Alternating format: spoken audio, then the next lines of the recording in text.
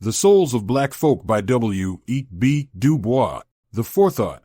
Herein lie buried many things which, if read with patience, may show the strange meaning of being black here at the dawning of the 20th century. This meaning is not without interest to you, gentle reader, for the problem of the 20th century is the problem of the color line. I pray you, then, receive my little book in all charity, studying my words with me, forgiving mistake and foible for sake of the faith and passion that is in me, and seeking the grain of truth hidden there. I have sought here to sketch, in vague, uncertain outline, the spiritual world in which 10,000 Americans live and strive. First, in 2 chapters 1 have tried to show what emancipation meant to them, and what was its aftermath. In a 3rd chapter 1 have pointed out the slow rise of personal leadership, and criticized candidly the leader who bears the chief burden of his race today. Then, in 2 other chapters 1 have sketched in swift outline the 2 worlds within and without the veil, and thus have come to the central problem of training men for life. Venturing now into deeper detail, I have in 2 chapters studied the struggles of the massed millions of the black peasantry, and in another have sought to make clear the present relations of the sons of master and man. Leaving, then, the white world, I have stepped within the veil, raising it that you may view faintly its deeper recesses, the meaning of its religion, the passion of its human sorrow, and the struggle of its greater souls. All this I have ended with a tale twice told, but seldom written, and a chapter of song. Some of these thoughts of mine have seen the light before in other guise.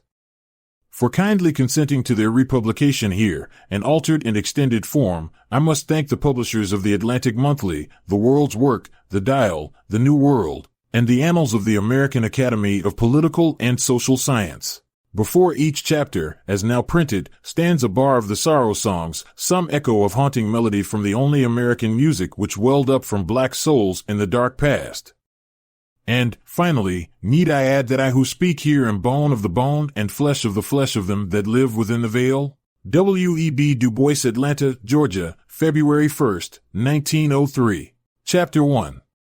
Of our spiritual strivings, O water, voice of my heart, crying in the sand, all night long crying with a mournful cry, as I lie and listen, and cannot understand the voice of my heart in my side or the voice of the sea. O water, crying for rest, is it I, is it I?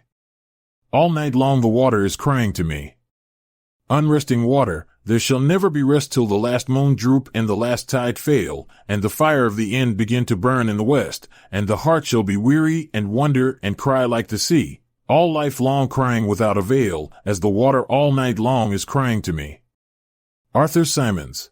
Between me and the other world there is ever an unasked question, unasked by some through feelings of delicacy, by others through the difficulty of rightly framing it. All, nevertheless, flood around it. They approach me in a half-hesitant sort of way, eye me curiously or compassionately, and then, instead of saying directly, "How does it feel to be a problem?" they say, "I know an excellent colored man in my town," or, "I fought at Mechanicsville," or, "Do not these southern outrages make your blood boil?"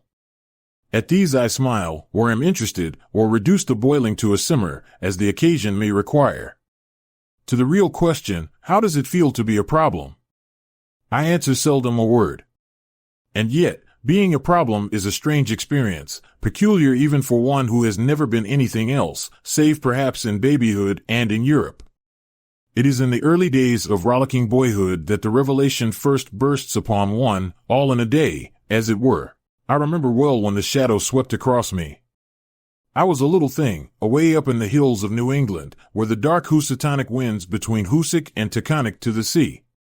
In a wee wooden schoolhouse, something put it into the boys' and girls' heads to buy gorgeous visiting cards, 10 cents a package, and exchange. The exchange was merry, till one girl, a tall newcomer, refused my card, refused it peremptorily, with a glance. Then it dawned upon me with a certain suddenness that I was different from the others, or like, mayhap, in heart and life and longing, but shut out from their world by a vast veil. I had thereafter no desire to tear down that veil, to creep through. I held all beyond it in common contempt, and lived above it in a region of blue sky and great wandering shadows. That sky was bluest when I could beat my mates at examination time, or beat them at a foot race, or even beat their stringy heads. Alas, with the years all this fine contempt began to fade, for the words I longed for, and all their dazzling opportunities, were theirs, not mine. But they should not keep these prizes, I said, some, all, I would wrest from them. Just how I would do it I could never decide, by reading law, by healing the sick, by telling the wonderful tales that swam in my head, some way. With other black boys the strife was not so fiercely sunny, their youth shrunk into tasteless sycophancy, or into silent hatred of the pale world about them and mocking distrust of everything white, or wasted itself in a bitter cry, why did God make me an outcast and a stranger in mine own house? The shades of the prison house closed round about us all, walls straight and stubborn to the whitest, but relentlessly narrow, tall, and unscalable to sons of night who must plod darkly on in resignation, or beat unavailing palms against the stone, or steadily, half hopelessly, watch the streak of blue above. After the Egyptian and Indian, the Greek and Roman, the Teuton and Mongolian, the Negro is a sort of seventh son, born with a veil, and gifted with second sight in this American world, a world which yields him no true self-consciousness, but only lets him see himself through the revelation of the other world. It is a peculiar sensation, this double consciousness, this sense of always looking at one's self through the eyes of others, of measuring one's soul by the tape of a world that looks on in amused contempt and pity. One ever feels his two-ness, an American, a Negro, two souls, two thoughts, two unreconciled strivings, two warring ideals in one dark body, whose dogged strength alone keeps it from being torn asunder.